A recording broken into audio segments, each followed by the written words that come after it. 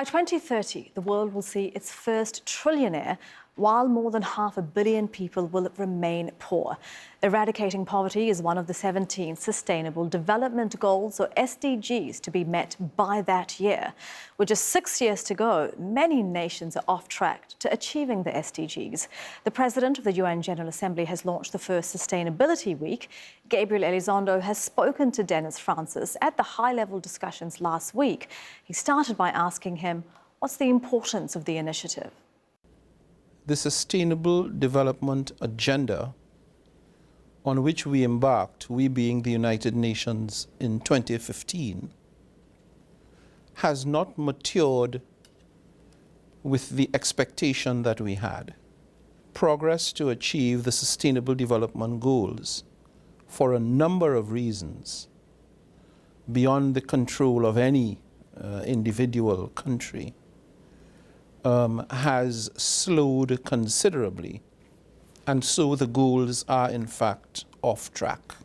So we needed to stop for a moment, take stock of what's happening, and refocus and re-engineer our efforts so as to bring things back on track, because we are midway through to the Sustainable Development time frame, which is 2030. Let's talk about a few of the themes that have been discussed this week. And a number really struck me. It was $225 trillion in global public debt. Yes. There's a debt crisis, you've said. How is this sustainable for the world to maintain so much debt?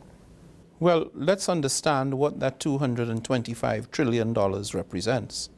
That represents the current stock of global debt. That is all the countries in the world. The debt that is owed by developing countries would be a proportion of that debt. Now, I don't have that number in my head, but I can say to you, without fear of contradiction, that for developing countries, countries in the global south, that number is also a huge number.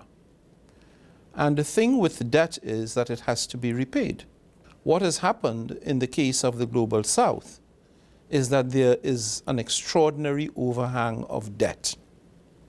And so countries, developing countries, and in particular, countries in special situations, the most vulnerable ones, the landlocked countries, the least developed countries, and the small island developing states, are forced to make choices between repaying the interest on the debt. The interest, not the principal. Just the interest. The interest on the debt.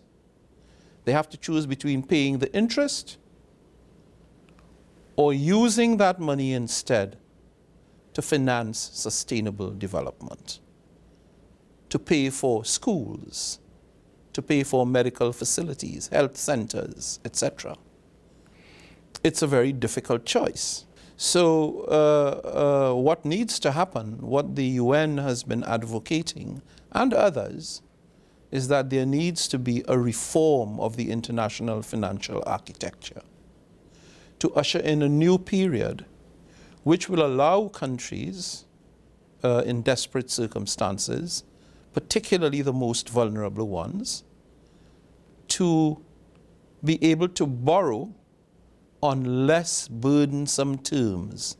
That means at more affordable rates of interest, because as it stands at the moment, many developing countries are forced to borrow at 3 and 4 times the rates of interest that the average developed country borrows at. And at the end of this week, what is the call for action? Choose sustainability. Choose sustainability. Because in choosing sustainability, you will actually be making a plug for the longevity of our species on this planet. It's the natural environment that creates the assets that we use to live on this planet successfully. And we have been successful, but not without creating unnecessary damage. And now the science has taught us that we do not have to create damage. We can live sustainably. We can use resources through our consumption patterns more sensibly, smarter, in order to minimize our footprint on the planet.